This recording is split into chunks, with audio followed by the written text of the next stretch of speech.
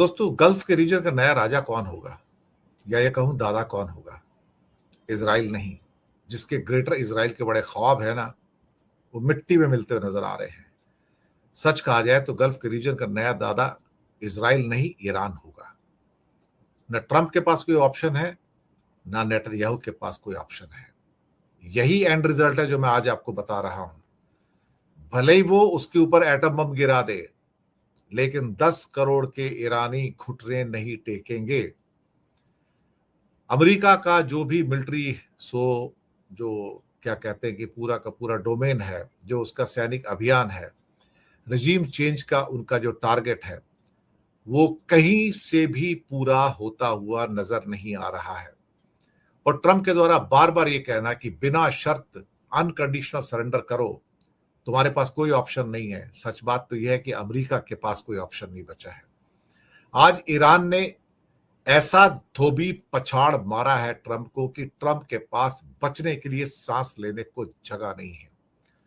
Ayatollah खमनई चले गए तो क्या हो गया? उनके पास जो एक डिस्ट्रीब्यूटेड कमांड स्ट्रक्चर है वो बिल्कुल इंटैक्ट है। एक गया तो दूसरा, दूसरा गया तो तीसरा, तीसरा गया तो चौथा। ये कमांड स्ट्रक्चर इराक में नहीं था जब अमेरिका ने अटैक किया था, लेकिन यहां पर है। हर डिस्ट्रिक्ट के अंदर, हर जोन के अंदर उनका कमांड स्ट्रक्चर है। ट्रंप चाहते हैं कि ईरान के अंदर जो नया राष्ट्रपति होगा वो उनकी चॉइस का होगा, जो उनके गुलामी के तौर पर, उनके गुलाम के तौर पर वहां पर राज करेगा।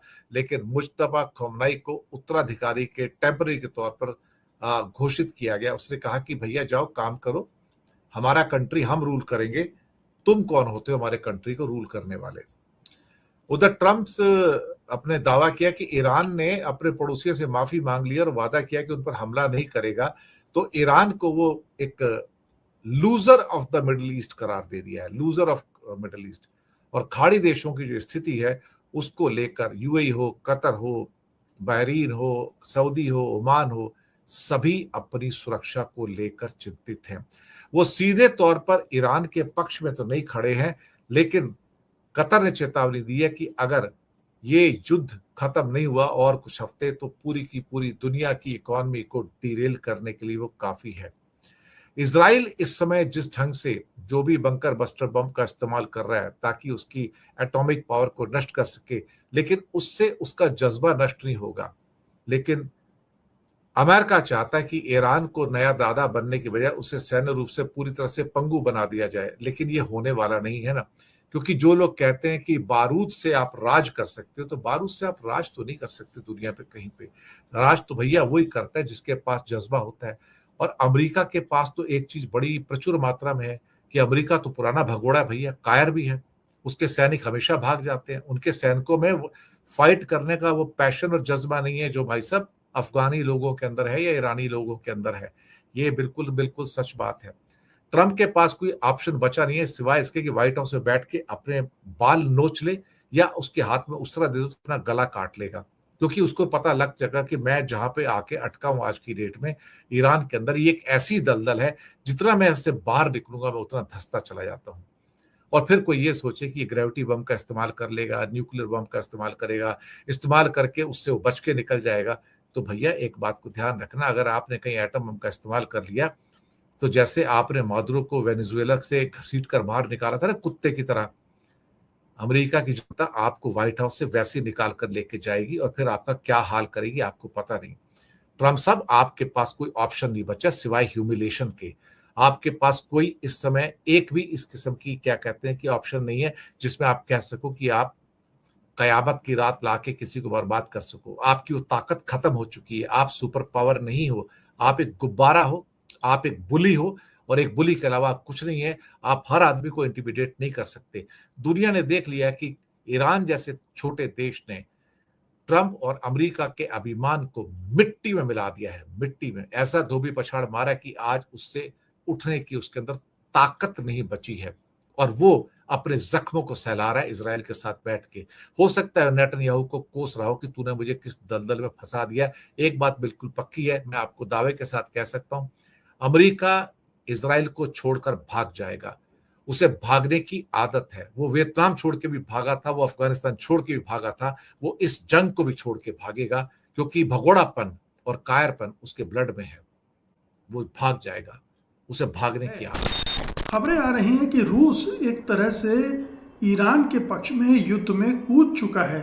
ठीक है, वो सामने नहीं आ रहा है, वो अपनी सेना नहीं उतार रहा है, ईरान के पक्ष में खड़े होकर लड़ाई नहीं लड़ रहा है, लेकिन वो ईरान को ऐसी सूचनाएं दे रहा है, ऐसी खुफिया जानकारी दे रहा है जिससे ईरान सटीक हमले कर पा रहा है अमेरिकन एसेट्स पर, या अमेरिका के जो सहयोगी देश हैं, अरब मुल्क हैं, उनके ठिकानों पर, सैन्य ठिकानों पर वो बहुत ही प्रिसिसिव हमले कर रहा है और उसके ज़बरदस्त इम्पैक्ट देखने में आ रहे हैं।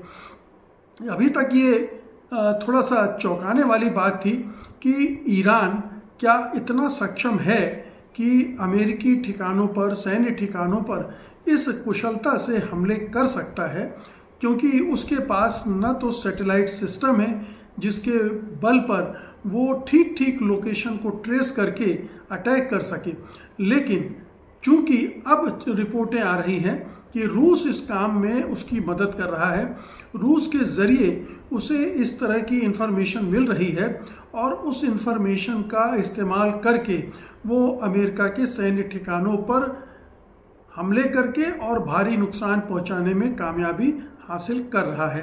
तो ये एक बड़ा झटका है अमेरिकी राष्ट्रपति को, डोनाल्ड ट्रंप को, क्योंकि अगर ईरान के पीछे रूस जैसा देश खड़ा हो जाता है जो कि न्यूक्लियर पावर भी है और तमाम तरह के हथियारों के मामले में वो काफ़ी अग्रणी भी है, और इसी तरह से दूसरी ओर चीन भी, अगर अभी तक तो चीन के बारे में रिपोर्ट सामने नहीं आई हैं, लेकिन चीन के जो सैटेलाइट सिस्टम हैं वो बहुत मजबूत हैं, बहुत ताकतवर हैं, और ये हमने ऑपरेशन सिंदूर के दौरान भी देखा कि किस तरह से चीन ने पाकिस्तान की मदद की, और वो पाकिस्तान जो भारत से लड़ने में के मामले में उतना सक्षम नहीं था, भारत के कई राफेल विमानों को गिराने में कामयाब हो गया। अगर उसी तरह की इन्फॉर्मेशन, और ये इन्फॉर्मेशन बहुत कीमती होती है, अगर आपके पास हथियार हैं, आपके पास सैनिक हैं, लेकिन अगर आपके पास ये खुफिया जानकारी नहीं है तो आपके लिए वो सब बेकार हो जाते हैं, क्योंकि आज का जो आधुनिक युद्ध है उसमें ये जानकारी होना और सटीक जानकारी होना और उसके आधार पर अटैक करने की क्षमता होना, ये दोनों बहुत ज़रूरी हैं। ईरान के पास हथियार भी हैं, मिलिशिया भी है, सैनिकों की तादाद भी अच्छी खासी है, लेकिन इस मामले में वो कमज़ोर था और उस कमज़ोरी को रूस भरपूर उसकी क्षतिपूर्ति कर रहा है, उसकी कमी को पूरा कर रहा है, और अमेरिकी सैन्य ठिकानों, जहाज़ों और विमानों की लोकेशंस और मूवमेंट के बारे में लगातार खुफिया जानकारी दे रहा है, जिससे वो अमेरिका और उसके सहयोगी देश जैसे इजराइल पर अधिक सटीक निशाने लगातार साध रहा है। और ये खुफिया रिपोर्ट्स ये भी बताती हैं कि रूस की सैटेलाइट इमेजरी का इस्तेमाल ईरान के हमलों में हो रहा है, जिससे ईरान की अपनी खुफिया क्षमता की कमी पूरी हो रही है, और ये एक ईरान के लिए इस समय इस तरह की जो मदद है वो काफ़ी कारगर साबित हो रही है। और इसीलिए हम देख रहे हैं कि युद्ध का 9वां दिन आ गया है और ईरान अभी तनकर खड़ा है, और अमेरिका ऐसा लगता है कि धीरे धीरे, भले ही वो लगातार हमले कर रहा है, बर्बर हमले कर रहा है और तमाम तरह के विनाश ईरान में कर रहा है, 1,500 के आसपास लोगों की वो हत्या कर चुका है, और उसमें मासूम बच्चे भी शामिल हैं, मासूम बच्चियां शामिल हैं एक स्कूल की, वो सब कर रहा है, लेकिन उसे वो अचीव नहीं कर पा रहा है जो वो करना चाहता है। रिजीम चेंज वो नहीं कर पा रहा है, वो ईरान के हौसलों को पस्त नहीं कर पा रहा है, जब हो उल्टा रहा है। ईरान के हौसले बढ़ते जा रहे हैं और वो चैलेंज कर रहा है लगातार, और अपनी रणनीति में लगातार परिवर्तन करके झटके भी दे रहा है। मसलन जैसे उसने मध्य पूर्व के देशों से माफ़ी मांग ली कि उसने उन पर हमले किए हैं, और उसमें यह भी जोड़ दिया कि दरअसल वो हमले उन देशों पर नहीं कर रहा है, बल्कि वहाँ पर मौजूद सैन्य ठिकानों पर कर रहा है, जो अमेरिकी सैन्य अड्डे हैं उन पर कर रहा है, और उनके जरिए चूंकि ईरान पर हमले किए जा रहे थे, इसलिए उन पर हमले किए गए हैं। और उन देशों से, चाहे वो सऊदी अरब हो, संयुक्त अरब अमीरात हो, बहरीन हो, कतर हो, इन तमाम देशों पर जो हमले हुए हैं वो उन देशों पर हमले ना होकर, तो एक तरह से उसने इन देशों के साथ अपनी नज़दीकी जताने की भी कोशिश की है। ये भी जताने की कोशिश की है कि उसका निशाना वे नहीं है। और ये जो रूस और ईरान का जो गठबंधन है वो अमेरिका विरोधी गठबंधन की तरह सामने आ रहा है, पहले से भी रहा है। अमेरिका विरोधी गठबंधन ही है जो रूस, चीन और ईरान को एक साथ जोड़ता है। और आज इस मौके पर चूंकि रूस अमेरिका के हाथों वहाँ भी यूक्रेन में भी एक तरह से, चूंकि अमेरिकी मदद बड़े पैमाने पर यूक्रेन को मिल रही है और उससे वो यूक्रेन में लड़ रहा है, तो अमेरिका से उसकी जो अदावत है, बेशक ट्रंप बार बार पुतिन के पक्ष में बयान देते हैं, रूस की आलोचना करने से कतराते हैं, लेकिन अगर यूक्रेन खड़ा है तो वो अमेरिकी और यूरोपीय देशों की मदद के बूते ही खड़ा है। अन्यथा अभी तक कब का, बल्कि साल 2 साल के अंदर ही रूस ने यूक्रेन को अपने देश में शामिल कर लिया होता। खैर, तो ये जो एक्सिस बना है ईरान, रूस और चीन का, उसका मकसद ही है कि कैसे अमेरिका के प्रभाव को सीमित किया जाए, कैसे मध्य पूर्व में उसकी जो दादागिरी है, जो उसका वर्चस्व है, प्रभुत्व है, उसको कैसे कंट्रोल किया जाए। और इसीलिए दोनों के बीच में लगातार सामरिक रणनीतिक समझौते भी होते रहे। 2025 में इनके बीच ये समझौता भी हुआ है जिसके तहत साझा सुरक्षा खतरों से लड़ने की सहमति दोनों के बीच बनी है। ये जो सहमति है, इसकी वजह से मध्य पूर्व में रूस को अपना प्रभाव बढ़ाने में मदद भी मिली है। और ये ध्यान रखिए कि यूक्रेन वार में ईरान ने रूस को न केवल ड्रोन, जो शाहिद ड्रोन है, बहुत कारगर ड्रोन है, वो सप्लाई किए हैं, बल्कि बैलिस्टिक मिसाइल्स भी दी हैं। तो रूस की मदद करता रहा है ईरान, और अब ईरान को मदद की दरकार है तो रूस उसके साथ खड़ा है और उसको लगातार इंफॉर्मेशन से मजबूत कर रहा है। और हमें ये पता नहीं है, लेकिन ये माना जा रहा है कि वो कई और तरह से भी मदद कर रहा है। उसको जो एंटी मिसाइल सिस्टम है रूस का, S-400 वगैरह, ये भी देने की बात हो रही है, और भी तरह के संसाधन देने की बात हो रही है, और उससे ईरान को बहुत मदद मिल रही है। तो एक तो ये पक्ष है। रूस के इसमें शामिल हो जाने से अमेरिका को भारी नुकसान हो रहा है, ये भी एक बात है। दूसरी बात ये है कि रूस के शामिल होने से ईरान की जो रणनीति है युद्ध को लंबा खींचने की, वो उसमें कामयाब हो रहा है। 9 दिन हो गए हैं और अमेरिका अभी तक कुछ अचीव नहीं कर पाया है, सिवाय 28 फरवरी को जो हमला किया था, जिसमें अली खामनेई की हत्या कर दी थी और 40 लोगों की। उसके बाद से कोई बड़ा हमला तो ज़रूर हो रहे हैं, लगातार हो रहे हैं, लेकिन ईरान में सत्ता परिवर्तन या ईरान में कुछ ऐसी परिस्थितियां निर्मित कर दे जिससे उसका कंट्रोल बढ़े, ऐसा कुछ नज़र नहीं आ रहा है। तो लंबी खींचने से, ईरान के द्वारा लड़ाई लंबी खींचने से हो ये रहा है कि अमेरिका के पास अब हथियारों की कमी पड़ रही है, और ये माना जा रहा है कि ये कमी अभी तो 8-9 दिन में ही ये स्थिति हो गई है, जिसमें पेट्रियाट और थार्ड जैसी इंटरसेप्ट मिसाइलें बहुत तेज़ी से खर्च हो रही हैं। अमेरिका ने शुरुआती दिनों में ही 20 से 50% तक थार्ड स्टॉक इस्तेमाल कर चुका है, और उत्पादन की दर इन मिसाइलों की, इंटरसेप्टर मिसाइलों की बहुत कम है, साल में सैकड़ों में बनती हैं। और ये चूँकि अमेरिका यूक्रेन में बड़े पैमाने पर मिसाइलें और दूसरे हथियार सप्लाई कर रहा था, इसलिए उसके पास अपने स्टॉक पाइल भी जो हैं वो भी बहुत कम होते जा रहे हैं।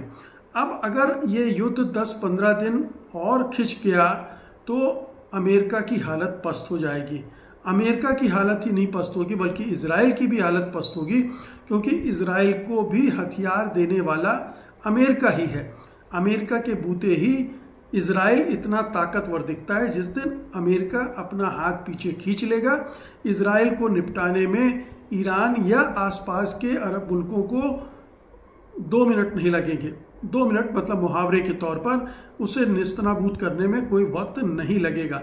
तो ये बहुत महत्वपूर्ण बात है कि रूस का आना, ईरान का सटीक हमले करना और उसकी वजह से दबाव बनाना और युद्ध को लंबा खींचते जाना, युद्ध को फैलाते जाना, इस दोनों चीज़ों से अमेरिका का हथियारों का जो जखीरा है वो कम होता जा रहा है और इसको लेकर चिंता भी बढ़ती जा रही है। और मैं अभी उन प्रभावों की बात नहीं कर रहा हूँ जो इस युद्ध की वजह से अमेरिका पर पड़ रहे हैं। अमेरिका पर आर्थिक दबाव बहुत ज़बरदस्त पड़ रहा है, क्योंकि तेल की कीमतें भाग रही हैं। कुछ ही 8-9 दिन में ही लगभग 15% दरें बढ़ चुकी हैं। अमेरिका में महंगाई और बेरोज़गारी बढ़ने का खतरा शुरू हो गया है, बल्कि वो बढ़ना शुरू हो गया है। तो अमेरिका में ट्रंप प्रशासन के खिलाफ माहौल बन रहा है। यूरोप में चूँकि यूरोपीय देश अनमने ढंग से अमेरिका के साथ खड़े हो रहे हैं, लेकिन वो उस तरह से खुलकर सहयोग नहीं कर रहे हैं, जिससे अमेरिका और ट्रंप थोड़ा सा अलग थलग भी पड़ते जा रहे हैं। तो अमेरिका की हालत ये है। जाहिर है कि इस अमेरिका की अगर हालत कमज़ोर होगी तो इजराइल की स्थिति भी कमज़ोर होगी, और ये होते हुए हम देख रहे हैं। तो ऐसी सूरत में अगर गल्फ़ के देश भी अमेरिका के पर भरोसा नहीं कर पा रहे हैं, अमेरिका के प्रति नाराज़गी भी पैदा हो रही है, वहाँ के अवाम में एक तरह से विद्रोह की स्थिति बन रही है, और रूस का इस तरह से युद्ध में कूदना ईरान के पक्ष में, और चूंकि रूस एक ताकतवर मुल्क है, जैसा मैंने पहले कहा, अगर वो हथियारों की सप्लाई बढ़ाता है तो ईरान इस जंग को और लंबे समय तक खींचता चला जाएगा।